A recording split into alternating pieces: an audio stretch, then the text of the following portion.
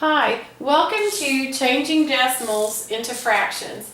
I'm going to take a look at this one in the center first. This one's really easy. What I like to do is look at the decimal point and see how many digits are on the right. There's one digit on the right, so I draw my fraction bar, and for that digit on the right, I put a 0 and then a 1 in front. So 0.4 equals 4/10. Now the trick in writing decimals as fractions is that you always have to simplify. So these are both divisible by 2, so I'm going to divide them both by 2, and the answer is 2/5. So 0.4 equals 2/5. Let's try another one. The one on the left, again, I'm going to find my decimal point. There's 3 digits on the right, so it makes this the thousandths. So 375, a 0 underneath for each number, 1 in front. Now, I know that these are divisible by 25, but if you didn't, you could say, oh, this one ends in a 5 and this one ends in a 0 in the 1 spot, so I know that they're divisible by 5. We're still going to get to the same answer.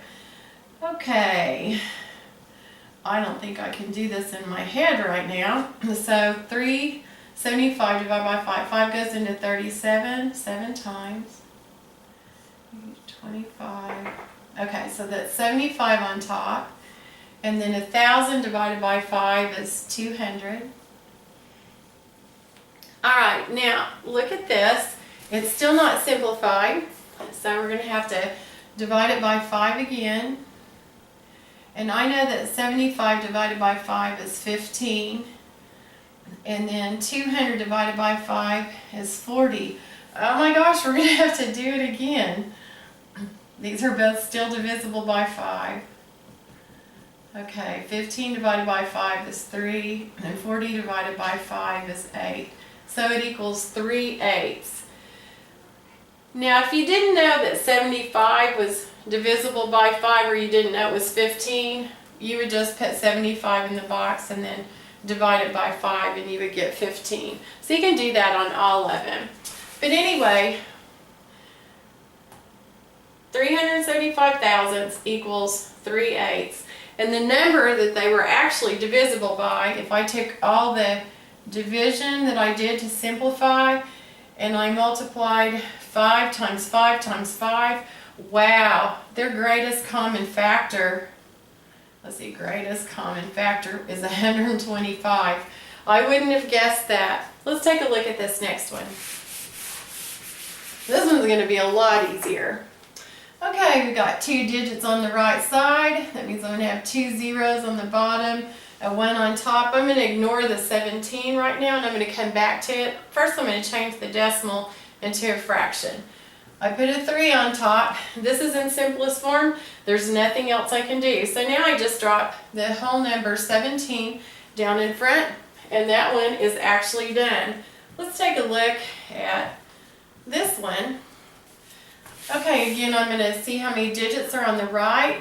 So that makes it the hundredths because there's 2 decimal spots. So I'm going to put my 35 on top, and I'm going to check to see, is it simplified? No. They're both divisible by 5. Divide them by 5, and I'm going to get 7/20. That's simplified. So I keep that. And then I come back to my whole number and just drop it down. Now that one's done. Now let's take a look at this last one, 8.425. I'm going to save my 8 for just a little bit, and we're going to change 425 into a fraction. Okay, let's divide them both by 5. I would actually start with 25, but let's just go on ahead and start with 5. Alright, so 5 goes into 42 8 times. And we have 25 left over, so 85. And 1,000 divided by 5 is 200. Okay, now 85 200ths is not simplified. So let's divide that by 5. Okay, I don't know how many times 5 goes into 85. 1, 35, 7, 17. Ooh, nice. and then 40 again on the bottom, because 5 times 40 is 200. That's terrible. That looks like 46. Okay, there we go.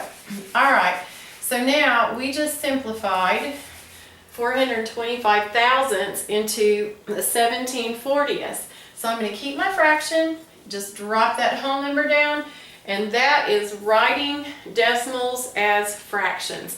Thanks so much for visiting my video, and check out my others online.